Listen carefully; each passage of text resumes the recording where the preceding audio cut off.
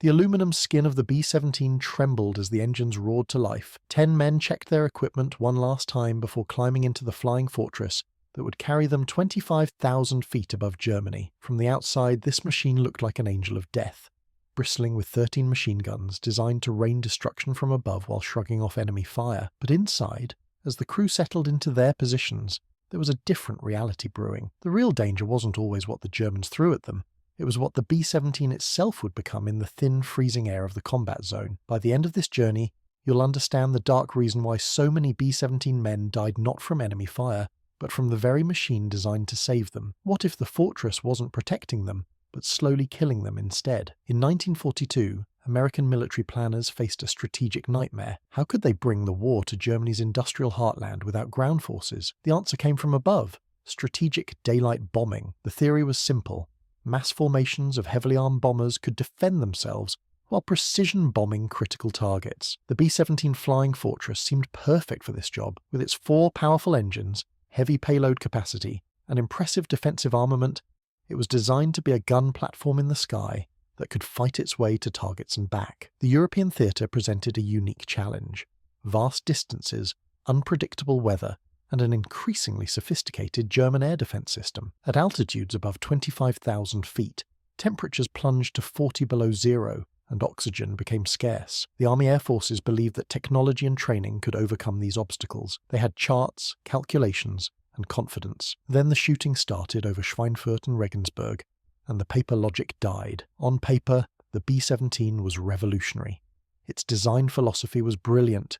Create a bomber that could defend itself without fighter escort across the entire mission. The waist guns, tail gunner, ball turret, dorsal turret, and nose guns gave it near 360-degree coverage. Early war reports from England seemed to confirm its effectiveness. German fighter pilots initially approached these formations with caution, reporting heavy losses when they pressed attacks. American crews took pride in their flying fortresses, believing the 1350 caliber machine guns made them nearly untouchable. The doctrine was clear: fly in tight boxes, interlocking fields of fire, and nothing could touch you. But the advantage came with a bill.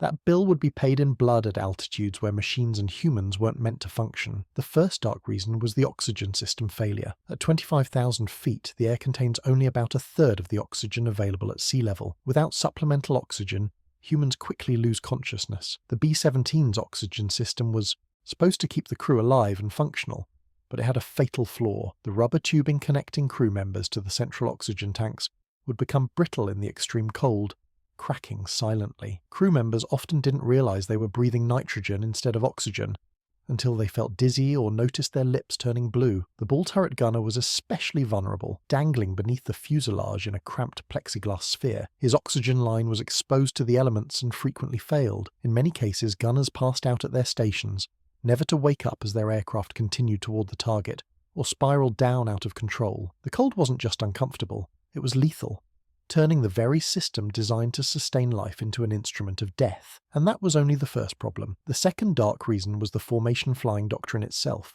The Army Air Forces insisted on tight combat boxes for mutual protection, but this created another deadly vulnerability. When flak burst near the formation, shrapnel didn't just strike one aircraft.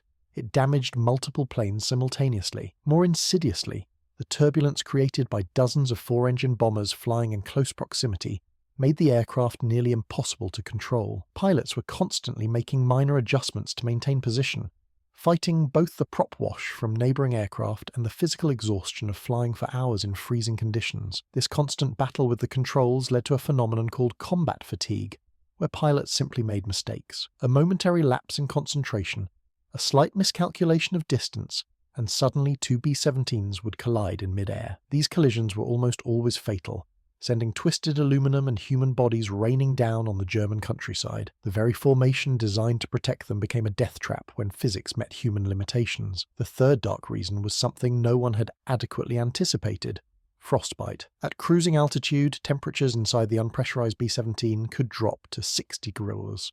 The standard issue flight gear was simply inadequate for these conditions. Gunners in open positions suffered the worst. The ball turret gunner in particular was exposed to the elements with only minimal protection. His hands would become so cold that he couldn't feel the triggers on his machine guns. Waist gunners often found their feet frozen to the metal floor. Many crew members developed severe frostbite during missions, sometimes losing fingers, toes, or entire limbs to gangrene later. The military knew about this problem but struggled to find solutions. Electrically heated suits were introduced in 1943, but they were unreliable and often short-circuited, sometimes causing burns instead of preventing frostbite. The cold became an invisible enemy, slowly disabling crew members and making them less effective just when they needed to be at their most alert. The fourth dark reason was structural failure under combat conditions. The B-17 was built tough, but it wasn't invincible. When German fighters attacked head-on, they discovered a vulnerability: the cockpit area. A well-placed burst of 20mm cannon fire could kill or incapacitate the entire flight crew, leaving the bomber to fly on until it ran out of fuel or crashed. Even more insidiously, the stress of combat operations revealed design flaws that weren't apparent during testing. The wings, designed to carry heavy bomb loads, would sometimes develop metal fatigue after repeated missions. In turbulent weather or during evasive maneuvers, wings could literally tear off the aircraft. The tail section was particularly vulnerable. Many B-17s lost their tail assemblies to flak or fighter attacks, sending the aircraft into an unrecoverable spin. What made this even more tragic was that many of these damaged aircraft could have made it back to base if not for the cumulative effect of multiple smaller issues that, together, became catastrophic. The fifth dark reason was psychological. The Army Air Forces initially set a tour limit of 25 missions for bomber crews, but early in the war the survival rate was so low that few crews ever reached that number. The mental toll of knowing that statistically you probably wouldn't survive your tour was devastating. Crew members developed what they called flak happy, a form of combat stress reaction where they became detached, anxious, or reckless. Some gunners would fire at anything that moved, wasting ammunition and potentially hitting friendly aircraft. Others would freeze at their stations, unable to engage enemy fighters. The psychological pressure was compounded by the physical exhaustion of long missions. 8 to 10 hours crammed into cold, noisy, vibrating aircraft with minimal comfort. Unlike ground troops who had periods of rest between battles, bomber crews faced the same life-threatening situation every single mission, with no break from the stress. This psychological toll led to mistakes, panic, and sometimes complete breakdown at critical moments. The sixth dark reason was the evolving German tactics. Early in the war, German fighters attacked B-17 formations from the rear, where the defensive firepower was strongest, but they quickly adapted, developing new attack strategies that exploited the B-17's vulnerabilities. They began head-on attacks, targeting the cockpit and nose area where armor was thinner and fewer guns could bear. They also developed the concept of company front attacks, where entire squadrons of fighters would line up and make simultaneous passes through the bomber formations, overwhelming the gunners with multiple targets at once. By late 1943, the Germans had even developed air-to-air rockets that could be fired from outside the effective range of the B-17's machine guns. Each American tactical innovation was met with a German counter-innovation. The technological race in the skies over Europe was relentless, and the bomber crews were caught in the middle, paying with their lives for each tactical miscalculation. Let me take you inside one particular mission to show you how these dark reasons came together. It's October 14th, 1943, Black Thursday. You're in a B-17 called Heaven Can Wait, part of the second wave attacking Schweinfurt's ball-bearing factories. As you cross into Germany, the temperature drops to 50 degrees. Your oxygen mask feels stiff, the rubber already showing signs of cracking. The formation is tight, too tight you think, as turbulence from the lead aircraft rocks your B-17 violently. The pilot fights the controls, his arms aching from the strain. Suddenly flak bursts all around you. The concussions rock the aircraft and you hear the sickening sound of shrapnel tearing through the fuselage. The number 2 engine starts smoking, but worse, the oxygen system in the waist section has been hit. Your gunner's face is turning blue as he struggles to breathe. Then you see them, German fighters, coming in head-on just as the intelligence briefings warned they might. The nose guns open up, but the fighter is already too close. Cannon shells tear through the cockpit, killing the pilot and co-pilot instantly. The aircraft goes into a shallow dive as the flight engineer tries to gain control. In the chaos, you drift from the protection of the formation, becoming an easy target. The German fighters peel off, their mission accomplished. Your B-17, now without pilots and with a damaged oxygen system, continues its death spiral toward the German countryside. This wasn't how it was supposed to work. This wasn't the clean, efficient bombing campaign the planners had envisioned, and that brings us to the ultimate dark reason: the myth of the self-defending bomber. The Army Air Forces had sold the B-17 as a weapon that could fight its way to any target without fighter escort, but by late 1943, the losses had become unsustainable. The Schweinfurt-Regensburg missions in August and October 1943 resulted in nearly 30% casualties.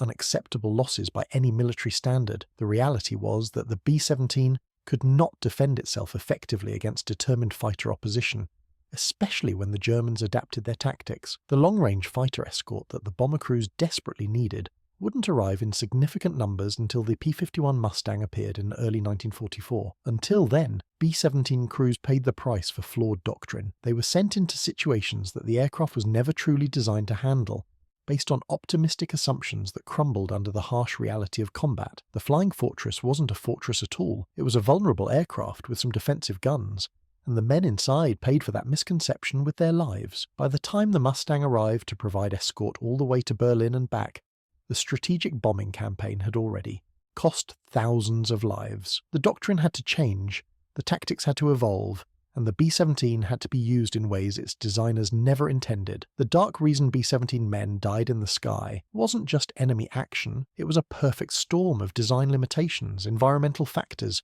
flawed doctrine, and psychological pressures that turned the Flying Fortress into a flying coffin for too many crews. The men who flew these missions knew the risks, but they couldn't have known how many ways their own aircraft would fail them. They trusted the machine, the training, the doctrine, but war has a way of revealing truths that peacetime testing never can. The B-17 crews who survived often said the same thing. The aircraft was tough, but not invincible. It could absorb incredible damage and still fly, but it couldn't protect its crew from the cold, from oxygen failure, from structural stress, or from the psychological toll of combat. The dark reason B-17 men died in the sky was that their aircraft was asked to do something fundamentally impossible: protect its crew in an environment where machines and humans were pushed beyond their limits. The lasting impact was profound. Strategic bombing doctrine was completely revised. Long-range escort fighters became the highest priority, and future bomber designs incorporated pressurization, better oxygen systems, and more realistic defensive capabilities. The mythology of the Flying Fortress gave way to the hard-won knowledge that there are no technological shortcuts in war. War punished the assumption that technology alone could overcome the brutal physics of combat, and the men inside paid the price. That's the dark reason why so many B-17 crews died in the sky. Not because they lacked courage or skill, but because they were caught in the gap between what their leaders believed possible and what their aircraft could actually deliver.